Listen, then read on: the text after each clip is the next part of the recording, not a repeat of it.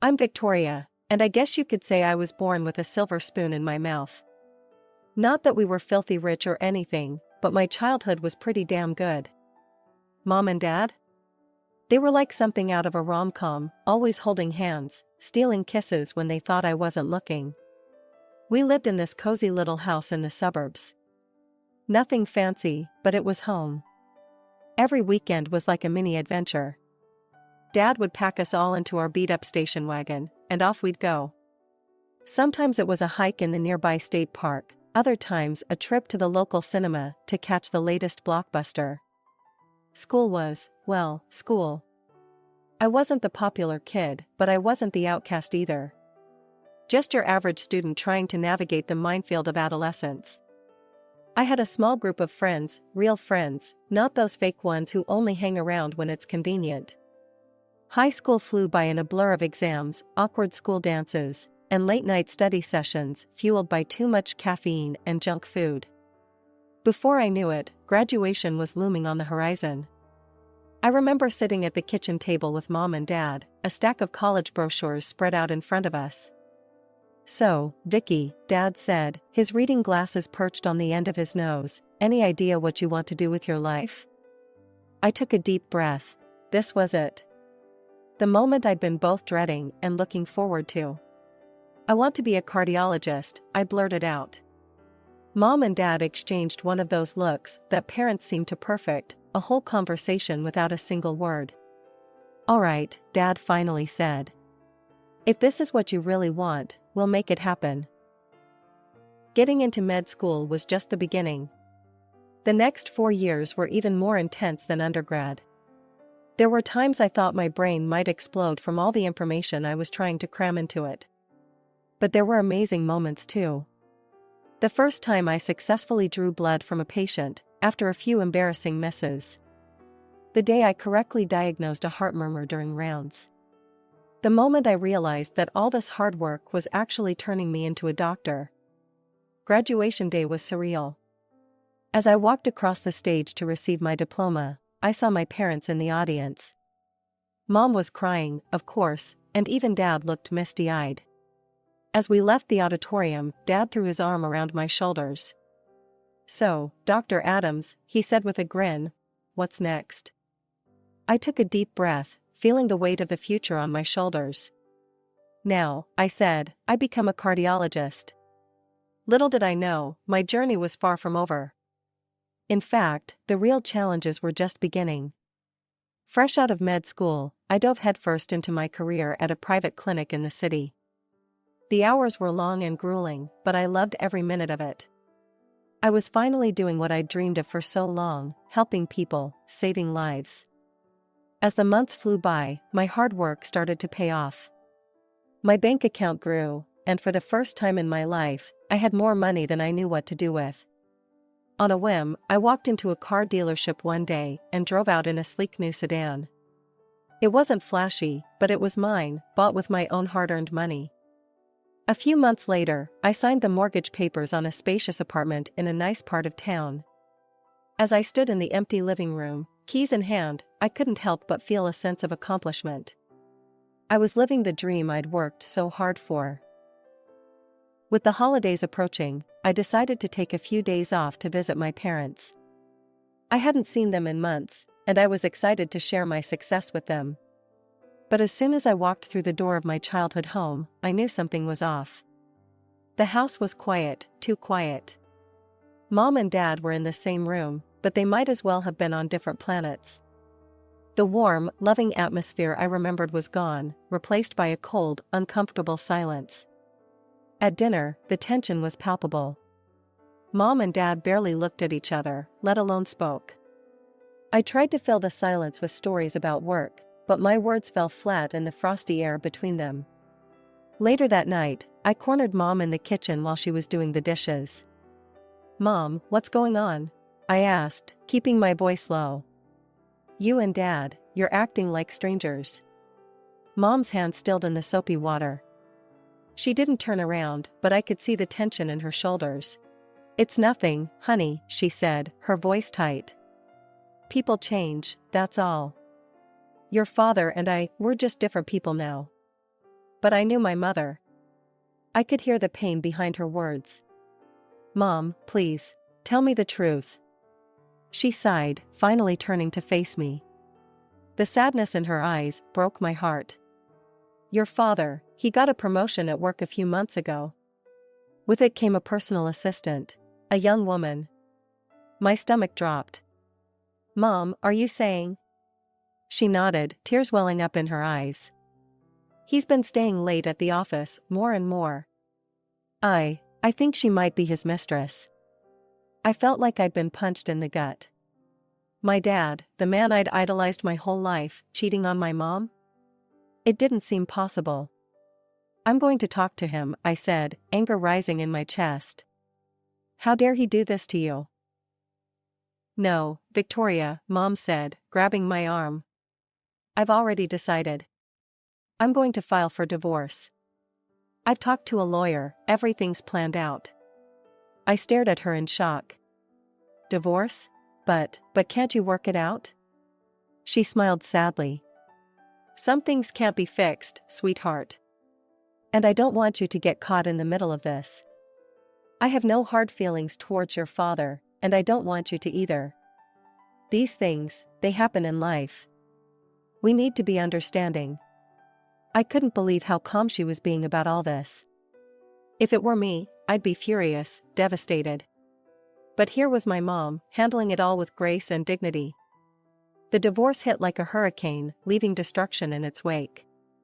Mom, bless her heart, didn't go down without a fight. She demanded half of everything and extra compensation for Dad's infidelity. To his credit, Dad didn't argue. He paid up without a fuss. But the real kicker? Before the ink was dry on the divorce papers, Dad married his assistant.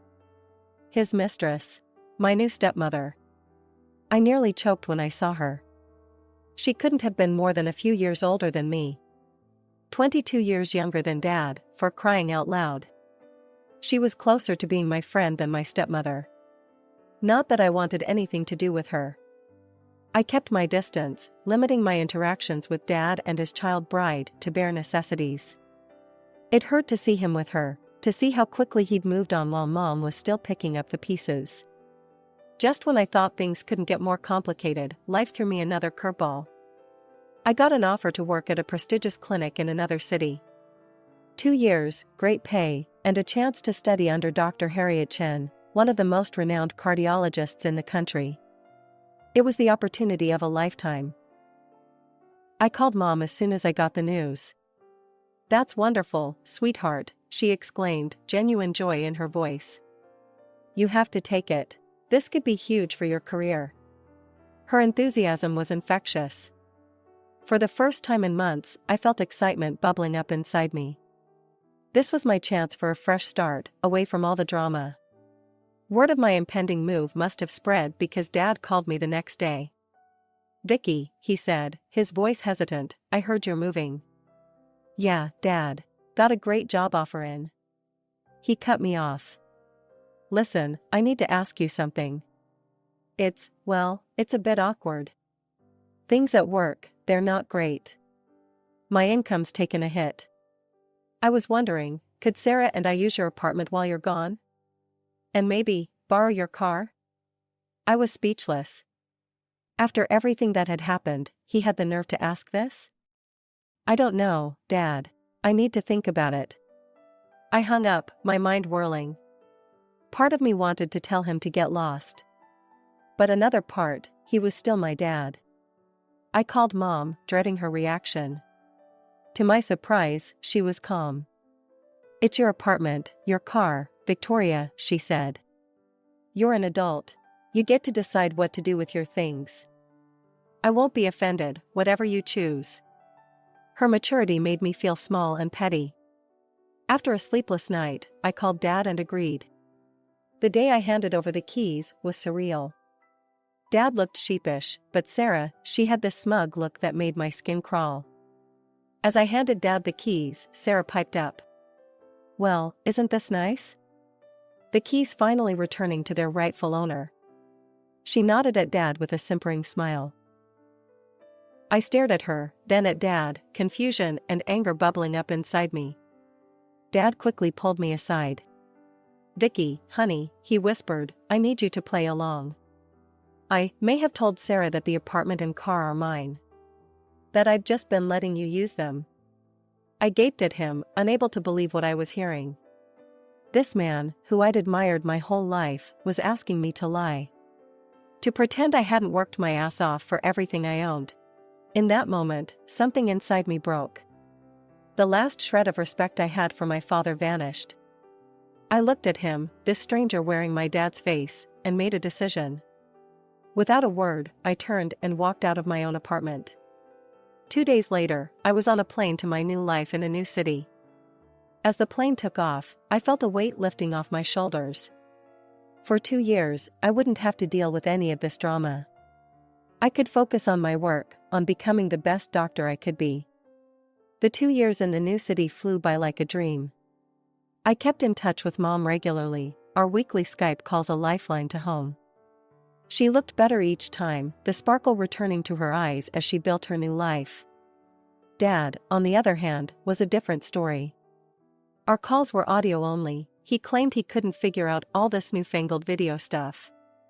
I didn't push it. Hearing his voice was hard enough. I wasn't sure I could handle seeing him with his new wife. When my contract ended, I returned to my old city with mixed feelings. I was excited to start back at my old clinic, but dreading the family drama I'd left behind. The day I went to reclaim my apartment, I stood outside the familiar door, key in hand, heart pounding. But when I tried to unlock it, the key wouldn't turn. Frowning, I knocked loudly. The door swung open, revealing Sarah's annoyed face. "Oh," she said flatly. "It's you." I pushed past her into the apartment and froze, my jaw dropping. The place was unrecognizable. Gone were my tasteful, muted colors, replaced by garish bright hues that hurt my eyes. My carefully chosen furniture had vanished, switched out for modern pieces that clashed horribly with the overall design. But the real shock came when I stepped into what used to be my bedroom. It had been transformed into a nursery, complete with a crib and changing table. "What the hell is this?" I demanded, whirling to face Sarah. She smirked, resting a hand on her very pregnant belly. "We needed to make some changes. This is our home, after all." "Your home?" I sputtered. "This is my apartment." Sarah's eyes narrowed. "No, this is your father's apartment. He's just been letting you stay here out of the kindness of his heart. And now, as his wife, I'm the lady of the house." I opened my mouth to argue, to tell her the truth, but something made me hesitate. The sight of her swollen belly cooled my anger. I couldn't bring myself to stress out a pregnant woman, no matter how infuriating she was. I spent the next few hours seething, pacing the garishly redecorated living room. When Dad finally walked through the door, I pounced. "Dad, we need to talk. Now." He nodded, looking tired. "I know, Vicky, let's step outside." Once we were alone, I let loose. "What the hell, Dad? You let her completely trash my apartment? And what's this bullshit about it being your place?" He held up his hands placatingly. I know. It's complicated, sweetie." I couldn't bring myself to tell her the truth. "Things at work, they're not good. If Sarah knew we were living off your charity. Please, Vicky, don't kick us out. Not with the baby coming." I wanted to be angry. I wanted to scream and rage and throw them both out on their ears. But looking at my father, this broken, pleading version of the strong man I once knew, I couldn't do it. "Fine," I said through gritted teeth. "We'll figure something out." Relief washed over his face. "Thank you, sweetheart. Oh, and there's one more thing." I braced myself. "What?" "I may have given Sarah your car. When I found out about the baby, I wanted to do something nice for her. I'll pay you back, I promise." I closed my eyes, counting to 10 in my head. "It's fine, Dad. The clinic's not far, I can walk." He kissed my hand, his eyes brimming with gratitude. You're an angel, Vicky. We'll make this work, you'll see. As I watched him go back inside, I tried to convince myself this could work. I'd be at the clinic most of the time anyway. Maybe I could even learn to get along with Sarah. I threw myself into work with renewed vigor. The clinic became my sanctuary, a place where I could escape the tension at home. I'd leave before dawn and return long after dark, tiptoeing through the apartment to avoid waking Sarah or the newborn baby. 2 months into this routine, fate threw me a lifeline. I was grabbing a quick coffee at my favorite cafe when I quite literally bumped into him. Tall, with kind eyes and a crooked smile, Jake was charming from the moment he helped me mop up my spilled latte. "I'm so sorry," he said, handing me a wad of napkins. "Can I buy you a replacement?" One coffee turned into dinner, which turned into more dates. Before I knew it, we were seeing each other regularly. For the first time in months, I felt light, happy. Jake was funny, smart, and best of all, completely removed from my family drama. I started spending more and more time at his place, relishing the peace and normalcy. It was a blissful respite from the chaos at home. But reality has a way of intruding. One evening, I arrived home to find Sarah waiting for me, her face like thunder. "Where have you been?" she demanded, bouncing a fussy baby on her hip. I blinked, taken aback by her tone. "At work, then out." "Why?" She thrust a mop at me. "This place is a mess. Your father can't afford a housekeeper, so you need to pull your weight around here. I'm busy with the baby." Anger flared in my chest. "I'm not your maid, Sarah. I work 60-hour weeks saving lives. I'm not spending my free time cleaning up after you." Her face contorted with rage. "You ungrateful little freeloader. Living off your father's generosity and you can't even help out? Maybe we should kick you out, see how you like that." I couldn't help it, I laughed. The sheer audacity of her threat was almost impressive. "Good luck with that," I said, turning away. For the next few days, I ignored Sarah's pointed looks and passive-aggressive comments about the state of the apartment.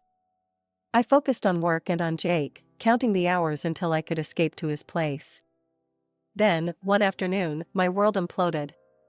My phone rang, it was Jake. "Hey, you," I answered, smiling. "I was just thinking about you." "It's over," he cut me off, his voice cold. I felt like I'd been doused in ice water. "What? Jake, what are you talking about?" "Don't play dumb, Victoria. You know exactly what I'm talking about. I can't believe I fell for your act." "Jake, I honestly have no idea." "Save it," he snapped. "We're done." The line went dead. I stared at my phone, stunned. What the hell had just happened?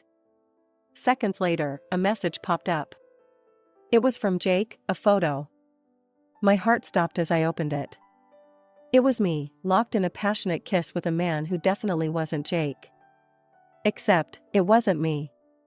The woman in the photo looked like me, but something was off. The hair wasn't quite right, the posture, not quite mine. Realization dawned, along with a wave of fury. Sarah. This had Sarah written all over it. I tried calling Jake back, desperate to explain, but my calls went straight to voicemail. Text messages bounced back, undelivered. He'd blocked me. I stormed into the apartment, fury radiating from every pore. Sarah sat on the couch, a smug smile playing on her lips. She knew exactly what she'd done. "You," I snarled, advancing on her.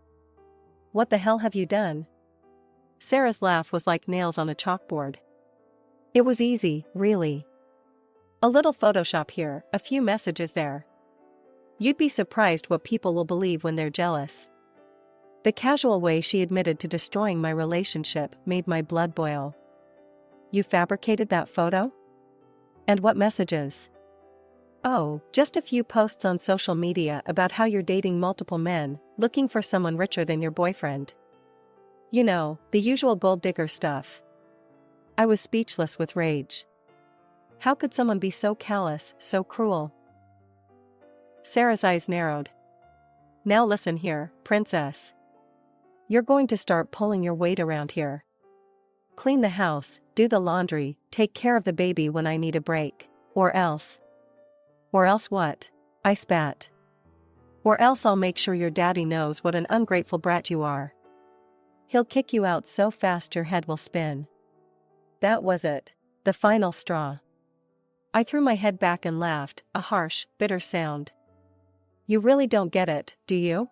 I said, my voice dangerously low. This is MY apartment. I bought it with MY money. You're the ones who'll be out on the street if you don't apologize and help me fix things with Jake. Sarah's face contorted with rage. She opened her mouth to retort, but just then, the front door opened. Dad walked in, looking tired and confused at the tableau before him. Sarah immediately launched into a tirade. John, you won't believe what your daughter just said. She's threatening to kick us out. After everything we've done for her. She's an ungrateful, selfish bitch and I want her gone. Dad's eyes met mine, pleading. He leaned in close, whispering, Vicky, please. Just go along with it. Move out for a while. We'll sort this out later. I stared at him in disbelief. My own father, asking me to leave my own home. Something snapped inside me. No, I said, my voice steady and cold. I'm done playing along. This is my apartment. You two have until tonight to get out, or I'm calling the police and having you removed. Dad's face darkened. After everything I've done for you? I paid for your education. Your fancy medical degree. And I've more than repaid that by letting you live here rent-free and use my car, I shot back. We're even. Now get out. Sarah was screaming obscenities, Dad was trying to reason with me, but I stood firm. I watched in stony silence as they packed their things, Sarah alternating between cursing me and sobbing dramatically. As they walked out the door, Dad turned to me one last time. You'll regret this, Victoria. Mark my words. The silence in my newly reclaimed apartment was deafening. As I sat there, surrounded by the garish remnants of Sarah's decorating spree, I felt a sudden surge of determination. No more sacrifices. No more adjusting my life to accommodate others' lies and manipulations. It was time to take control. With shaking hands, I picked up my phone and called the one person I knew I could always count on, my mom. Mom, I said, my voice cracking. I need to talk to you. I poured out everything, the lies, the manipulation, the final confrontation. Mom listened patiently, her calm presence a balm to my frayed nerves. Oh, honey, she said when I finished. I'm so proud of you for standing up for yourself. You did the right thing. Her words were like a warm embrace. Thanks, Mom, but I've lost Jake. Sarah ruined everything. There was a pause on the other end of the line. Maybe not. Give me Jake's number. Mom, what are you? Trust me, sweetheart. I've got this. Bewildered but hopeful, I gave her the number. The next day, I received a text from Mom asking me to meet her at our favorite cafe. When I arrived, my heart nearly stopped. There, sitting across from my mother, was Jake. Mom waved me over, a mischievous glint in her eye. Sit down, Victoria. Jake and I were just having a lovely chat. Over the next hour, Mom laid out the whole sordid tale, Sarah's lies, Dad's deceptions, all of it. Jake listened, his face a mix of shock, anger, and shame. When Mom finished, Jake turned to me, his eyes brimming with remorse. Victoria, I'm so sorry. I should have trusted you, should have given you a chance to explain. I wanted to forgive him, but the hurt was still raw. You believed the worst of me so easily, Jake. How can I trust you won't do it again? To my utter shock, Jake slid out of his chair and dropped to one knee in the middle of the busy cafe. Victoria Adams, I love you. I was an idiot, and I'll spend the rest of my life making it up to you if you'll let me. Please, forgive me? The cafe had gone silent, all eyes on us. I felt a blush creeping up my neck, but looking into Jake's earnest eyes, I found my anger melting away. "Oh, get up, you big idiot," I said, tugging him to his feet. "Of course I forgive you." The cafe erupted in applause as Jake swept me into a kiss. Mom wiped away a tear, beaming at us both. Life has a funny way of working out. A couple of months later, we heard through the grapevine that Sarah had run off with a younger man, leaving Dad and the baby behind. She'd finally realized that Dad had no money or property to his name. Dad, in his desperation, tried to reconcile with Mom, but she refused him. 3 years passed in a whirlwind of love, laughter, and career success. When Jake proposed, properly this time on a moonlit beach, I didn't hesitate to say yes. Our wedding day was perfect. Mom walked me down the aisle, radiant with joy. As I exchanged vows with Jake, I caught sight of an empty seat in the back, the one reserved for Dad. He hadn't come. A pang of sadness hit me, but as I looked back at Jake, at Mom, at all the people who truly loved and supported me, I realized I had everything I needed.